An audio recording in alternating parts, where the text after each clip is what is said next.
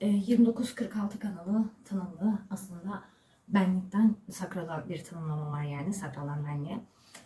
Tamam işte kasırga geliyor, hayat şimdi çok eğlenceli olacak, şu an neler olacağını görün, emniyet kemerlerinizi takın, sıkı tutunun gibi sözler duyuyorsanız 2946 kanalı olan bir kişi, yani Nurdan Hanım, bir işe başlamaya niyetlenmiş demektir ve bu işe başladığında başarıya ulaşacağı kesin garantilidir.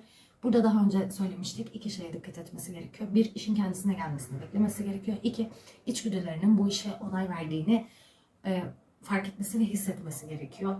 Aslında 2946 bir keşif kanalı olduğu için aynı işte 5'teki hani ana kulvarı 5 ya, yeni şeyler deneyimlemek, yeni şeyler öğrenmek, yeni şeyler yapmakla ilgili olan kanaldır. Ve bu kanal onu inanılmaz pozitif yönde destekliyor. Gerçekten doğru kişiye ve doğru işe kendini adadığında aslında onun için sınır sadece gökyüzü. Ama burada handikap şu, yani handikap demeyelim de öncelikli olarak tutmanız gereken şey şu aklınızda. Sonuç beklentisine girmeden sadece deneyimi tatmak için bu işi yapmanız gerekiyor. Aynı zamanda asla zihin merkezinize bağlanmamanız gerekiyor. Yani düşünerek karar vermemeniz, sadece içgüdünüzle karar vermeniz gerekiyor. Artı sonuç olarak bir beklentiye girmeden sadece süreçten keyif alarak bu işi yapmanız gerekiyor. Öyle yaptığınız her işte başarı inanılmaz yüksek olacaktır. Bu kanalın gerçeği şu aslında, lütfen bu yazıyı bir dolabınıza da asabilirsiniz, bilgisayarınıza da asabilirsiniz ya da sık sık kendinize hatırlatabilirsiniz. Başkalarının başarısız olduğu yerde ben başarırım. Bu aslında evrenin sizin tanıma şeklidir. Bu kapı tanımlı olduğunda, yani bu kanal tanımlı olduğunda ki sizde iki kapısı birden tanımlı. Bu sizin istediğinizde ve içgüdülerinizle hareket ettiğinizde başaramayacağınız aslında hiçbir iş olmadığı anlamına geliyor. Genel olarak bir işe başladığınızda zaten hani üretici olmanızdan da kaynaklı saat kavramı yok olup gittiği için ve kendinizi fazla adadığınız için ve dikkatinizi kalp merkeziniz tanımlı, hiçbir şey dağıtamadığı için o tutkuya sahip olduğunuzda başarı sizin için kaçınılmaz oluyor. Burada dikkat etmeniz gereken 3 şey vardı. Tekrar ediyorum ama bu sizin için önemli olduğu için söylüyorum. Sakral çakranızdan kaynaklı.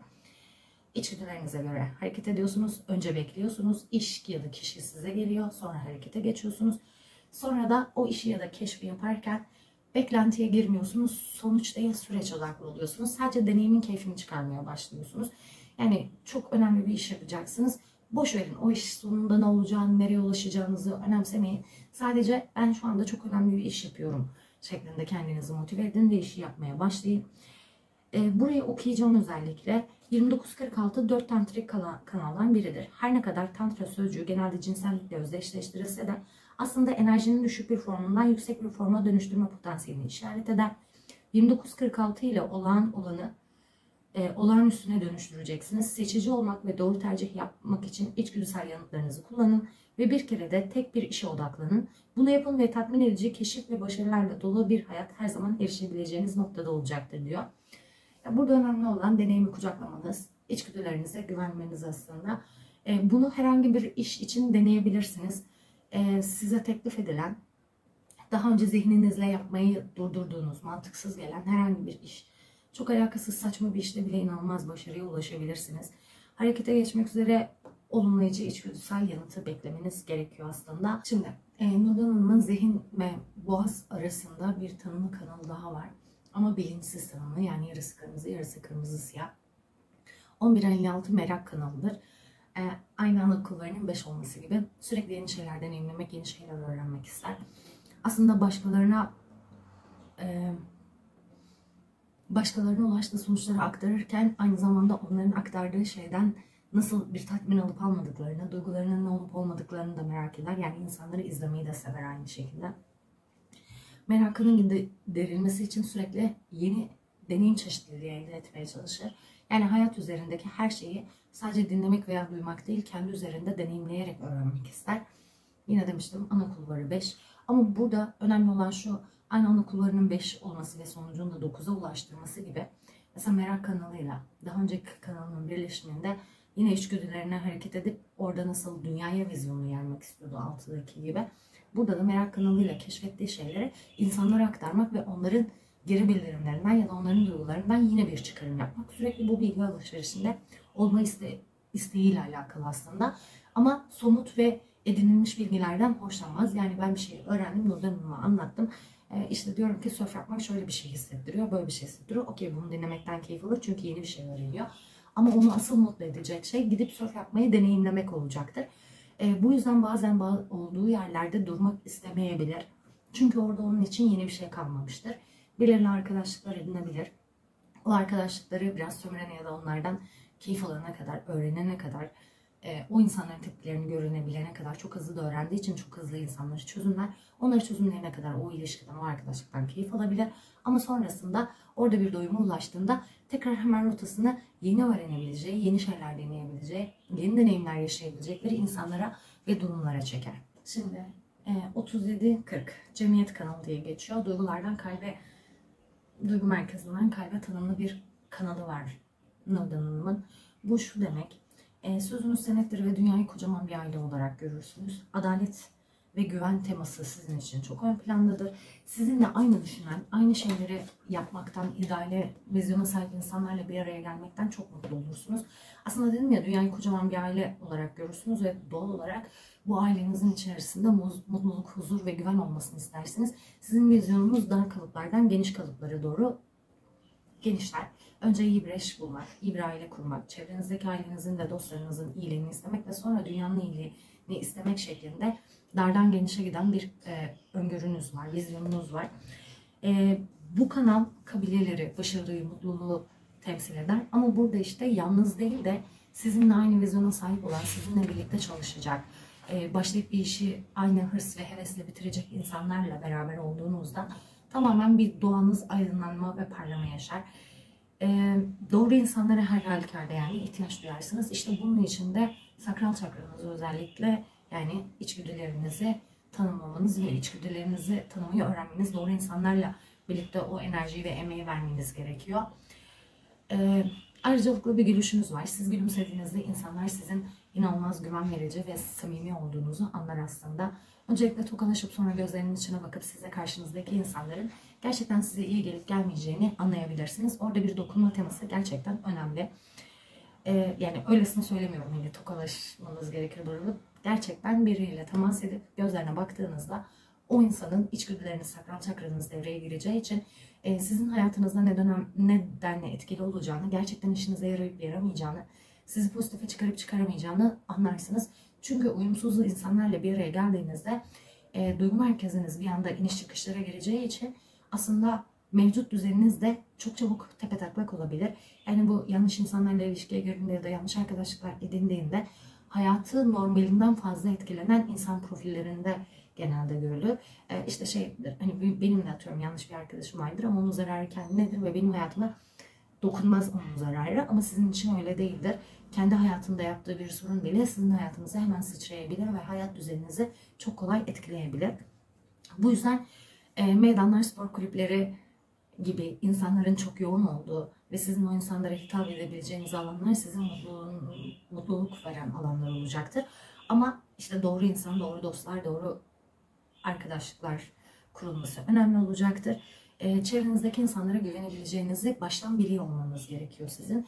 İşte bunu da yine yapmanın tek şeyi güvendir. Pardon, içgüdülerinizdir. Yani içgüdülerinizle o insanlara güvenip güvenmemeyi öğrenmeniz gerekiyor. Bir anda buraya bakıyordum, odan daldı, pardon. Okey. İnsanları bir oluşumun parçası olduğuna ikna etmek aslında sizin doğal kabiliyetlerinizden biri. Yani bir arkadaşınız evinize yemeğe geldiğinde hemen ailenizin bir parçası gibi hissedebilir. Bir projeye bir insanı dahil ettiğinizde o insan o projenin sarsılmaz bir parçasıymış gibi hissedebilir. Bu çok güzel bir özellik ama dediğim gibi yine doğru insan, doğru kişiler ve doğru zamanda hayatınıza almanız çok önemli. İçgüdülerinize başvurmanız gerekiyor. Şimdi de 1034 kanalına bakalım. 1034 kanalının aslında benlikten çıkıp sakrala ulaşmak için biraz eğilimli bir yol kat ettiğini ve bunun kanalın bilinçsiz ve bilinçli tanımının ortaklaşa bir kanal olduğunu fark edeceksiniz. Bu bir araştırma kanalı. Aslında bence bu sevgi kanalı. Kendine olan özgüveni, kendine olan sevgisini yansıtır. Bu bilinçsiz bir kanal olduğu için bu özelliklerinizin farkında olmayabilirsiniz. Ama buna dikkat etmek ya da bunu kabullenmek, doğanızı kabullenmek olduğu için işlerinizi daha çok kolaylaştıracaktır. Yaptığınız şeyde, fikirlerinizde eğer bir cesaret varsa, özgün bir şekilde dile getiriyorsanız bu sizin için hayatı kolaylaştıran bir yol olacaktır. 10 numaradan çıkan her kapı güçlü bir kimlik demektir. O yüzden aslında altıdaki vizyonumuz gibi her şeyin sizin istediğiniz gibi olmasını istersiniz. Yani mutlu olmak için insanların sizin istediklerinizi yapması, olayların sizin kafanızdaki gibi ilerlemesi gerekir. Bu kötü bir şey değildir. Biraz bencillik de içerir. Benim de 1034 kanalım tanımlı. Burada sadece şuna dikkat etmeniz gerekiyor. Bu sizin özünüz. Bu sizi rahatsız etmesin. Ve çevrenizde zaten sizin bu kanalınızla uyumlanan insanlar gelecektir. Ama sizin için bu kanal belirsiz yoğunlukta bir kanal olduğu için bu özelliğinizin farkında olmayabilirsiniz. Bu yüzden bazı yerlerde ya da durumlarda kendinizi sıkışmış hissedebilirsiniz. Orada aslında işler sizin istediğiniz gibi gitmiyor ve siz fikirlerinizi cesurca dile getirmiyorsunuz demektir. Doğal olarak da ruhunuza uygun davranış sergilemediğiniz ve olay sizin ruhunuza uygun ilerlemediği için de kendinizi kötü hissediyor ya da sıkışmış hissediyor olabilirsiniz. Etrafınızdaki tepkiler ne olursa olsun, insanların sizi kabul edip etmemesi önemli değil. Fikirlerinizi ve düşüncelerinizi ya da duygularınızı mutlaka cesurca dile getirmeniz gerekiyor. Bu bazen negatif gibi gözükebilir anlık olarak ama sonucunda mutlaka pozitif bir sonuca varacaktır. Yani çoğu insan size işte arkadaşına bunu söyleme kırılır dediğinde ama siz onu bilmesi gerektiğini düşünüyorsanız ve bunu cesurca dile getirirseniz hiç beklemediğiniz daha pozitif bir tepkiyle karşılaşabilirsiniz ve daha iyi sonuçlanabilir işler. Burada yine tantrik kanallardan biri bu. Yine düşük formdan enerjiyi yüksek forma çevirebilmek aslında. Yaşadığınız yeri, yaptığınız işi, birlikte yaşadığınız kişiyi sevdiğinizde mutluluğunuz çoğalacaktır anlamında. O yüzden gün içindeki küçük mutluluklarınızın peşinden gidin. Sevdiğiniz bir yemek yemeye başlıyorsanız eğer, yani bugün kahvaltıda çok keyifsiz bir şey yemek için sofraya oturmak yerine gerçekten keyif alacağınız bir şeyi hazırlayıp yediğinizde gününüzün geri kalan enerjisi de bu şeye uyumlanacaktır. Şu an bu sizde dediğim gibi belirsiz tanımsız olduğu için bunun farkında olmayabilirsiniz. Sadece birkaç gün deneyin isterseniz. Güne keyif aldığınız şeylerle başlayın. Keyif aldığınız insanlarla konuşun. İçgüdülerinizin onayladığı işleri sadece yapın. Yani o güne toparlamanız gerekiyor ama içgüdünüz buna diyorsa o gün onu yapmayın. Keyif aldığınız şeyi yaşayın. Gün içerisinde keyif alacağınız anların ve mutlulukların ne kadar hızlı çoğaldığını fark edin. Çünkü tantrik kanallar dediğim gibi enerjiyi azdan çoğa götürür. Siz küçük bir mutluluk yakalarsınız. O anda sadece bir kahve içmek keyfinizdir. Ama 5 dakika sonra, yarım saat sonra inanılmaz sizi daha çok tatmin edecek, o mutluluğunuzu büyütecek başka bir enerjiye girersiniz. İnatçı davranıyor olabilirsiniz bazı konularda. Bundan gocunmayın. İnsanların ne düşündüğü önemli değil. Orada eğer inat etme eğilimi hissediyorsanız mutlaka sizin farkında olmadığınız ama benlik ve sakral arasında bir tanım olduğu için burada benliğinizin fark ettiği ve sakrallığınıza enerji üretmesi için yönlendirdiği bir bilgi var demektir burada. Bir şey hoşunuza gitmiyordur ve onu değiştirmeniz 10 kişinin mantıksız olduğunu söylemesi size hiçbir şey fark etmiyor. Güçlü bir benlik algısına sahipsiniz. Mutlu değilseniz, iyi hissetmiyorsanız, o işin pozitif sonuçlanacağını düşünmüyorsanız başkalarının ne dediği umurunuzda olmasın. Siz kendi bildiğiniz yönden şaşmayın. İnatçı olmanın en güzel yolu bu aslında. 1034 yani araştırma kanalının tanımı olması. Buradaki araştırma şundan bahsetmiyorum. Hani demiştik ya daha önce bekleyin gelsin ve içgüdülerinizle hareket edin ya da işte diğer kanaldaki deneyim çeşitliliğinden bahsetmiyorum. Buradaki araştırma şu: sakral merkeziniz bir enerji üretiyor ve benliğinize soruyor. Hey, bunu yapayım mı? Orada işte benliğinizden gelen bir bilgi var aslında. O yüzden bu negatif bir inatçılık değil kesinlikle. Eğer burada ama tema mutluluk yani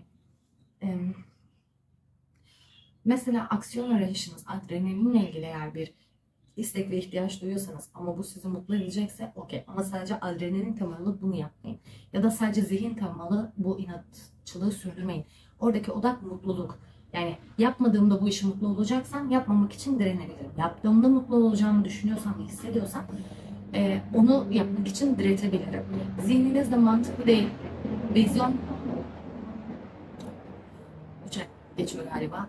Vizyonla ilgili şöyle bir şey var. Siz mesela duygularınızı tanımak yerine olanı olduğu gibi görmek istediğiniz için ve en ideal haline her şeyin takıldığınız için mantıksal olarak bu işin en ideal yapılışı budura takılmanızı söylemiyorum. Mantıksal olarak o işin yapılmasına veya yapılmamasına mantığı ortadan kaldırıyorsunuz. O işin yapılması veya yapılmaması sizi mutlu mu ediyor, mutsuz mu ediyor? Mutlu ediyorsa inat edin. Mutsuz ediyorsa yapmamak için inat edin. Ama oturup düşünüp işte bu işi yapmam mantıklı, o zaman bunu yapmaya inat edeceğim değil. Zihne değil, benlik duygunuza, mutlu İki benlik duygunuzun en yoğun belirtisi de mutluluk duygusudur. Mutluluk duygunuza ve bunu karar verirken çevrenizde insanlar olmasın.